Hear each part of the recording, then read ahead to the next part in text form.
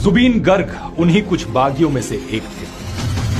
आसाम में दोस्तों 19 सितंबर 2025 का दिन हमेशा के लिए इतिहास में दर्ज हो गया है। उस दिन समुद्र की लहरों ने सिर्फ एक इंसान को ही नहीं बल्कि एक पूरी पीढ़ी की आवाज को अपने अंदर समा लिया। जुबीन गर्ग का नाम हर गली नुक्कड़, हर त्योहार, हर दिल की धड़कन में बसा था। जैसे ही जुबीन गर्ग की मौत की खबर आई, पूरा आसाम थम गया। कॉलेज स्टूडेंट से लेकर सिक्योरिटी में तैनात पुलिसमैन, सोशल मीडिया इन्फ्लुएंसर से लेकर ऑफिस जाने वाले लोग, कोई भी अपने आंसुओं को रोक नहीं पाया। Zubeen Da voiced our love and heartbreaks, but he also voiced our desperation and frustration at a failing system in society. Offices बंद हो गए, सरकार को 3 दिन की ऑफिशियल मॉर्निंग अनाउंस करनी पड़ी और जब जुबीन की बॉडी आसाम पहुंची तो इसकी एक झलक पाने के लिए लाखों लोग सड़कों पर आ गए।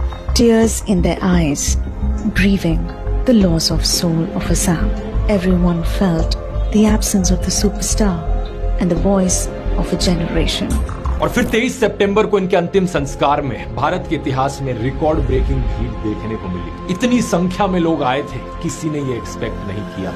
अगर आप आसाम से नहीं हैं तो आपके मन में सवाल उठेगा, क्यों?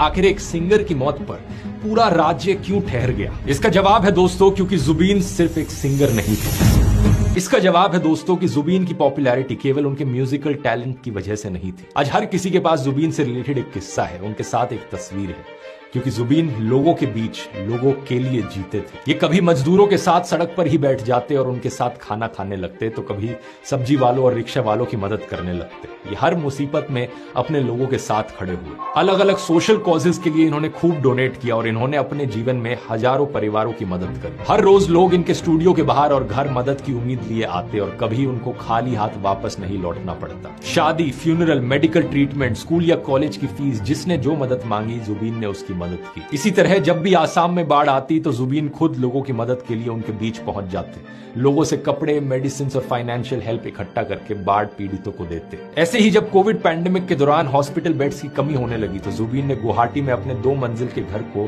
कोविड केयर सेंटर में बदलने का ऑफर दे दिया। कई रिपोर्ट्स के अनुसार जुबीन ने 15 अंडर प्रिविलेज बच्चों को भी अडॉप्ट किया हुआ था। इनमें से एक बच्ची थी काजली। एक दिन जुबीन काम से वापस लौट रहे थे, तभी उन्होंने काजली को देखा। वो डोमेस्टिक हेल्प के तौर पर काम कर रही थी, जहां उसे लगातार अब्यूज किया जा रहा था। तो जुबीन से देखा नहीं गया और उन्होंने न केवल काजली को रेस्क्यू किया बल्कि उसे अडॉप्ट करके कोर्ट में लीगल बैटल भी लड़ा और जीते। अंडर प्रिविलेज लोगों की मदद करने और हर मुसीबत के समय अपने लोगों के साथ खड़े होने के कारण जुबीन लोगों के रियल लाइफ हीरो बन गए। लेकिन ये सिर्फ कोई फिल्मी हीरो नहीं थे, जुबीन एक बागी भी थे, एक रेबल जो पावर में रहने वालों से हमेशा सवाल करते, चाहे वो पॉलिटिकल हो या रिलीजियस। आप में इतनी बिटरनेस क्यों है? Because I'm